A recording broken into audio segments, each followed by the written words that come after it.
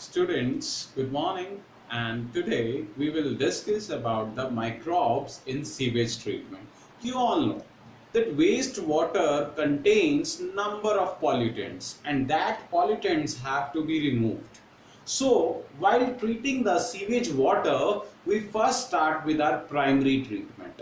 Primary treatment which involves two main processes. First is filtration. What is filtration? You all know. When we used to filter the pollutants through a membrane, and if I'm talking about the wastewater, I'm talking about that we have to filtrate that wastewater through a membrane. So whatever the pollutants are there in that water, that has to be removed. Got it? Then we are having a very important process, that is sedimentation. And this you know very well. What is sedimentation? This is a process in which the pollutants, they get settled down with the passage of time. So whatever the clear water, it comes up and pollutants, they settle down. So these two processes plays a very important role in the primary treatment of the sewage water. Now I'm moving with the secondary treatment. Secondary treatment involves this water which has been now filtrated and sedimentated is moved to the aerobic tank. Now what is aerobic tank? That tank which comprises of aerobic bacteria. And you people might be thinking that what is aerobic bacteria?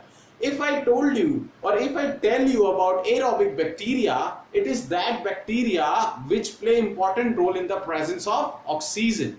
And this aerobic bacteria will basically digest the minute pollutants which are there in the sewage water that are still left, which cannot be seen with the naked eyes. So these aerobic bacteria will digest that pollutants, and after that, when these pollutants are digested by the aerobic bacteria, we will be having the water that is again moved to the anaerobic tank. Now anaerobic tank, as the name suggests, where there is an absence of oxygen. Now the water is again treated in the anaerobic tank in the absence of oxygen. So whatever the waste which is still left in the form of the pollutant, that has to be removed through this anaerobic tank. Okay, now what we will analyze from these two segments? We will analyze that BOD.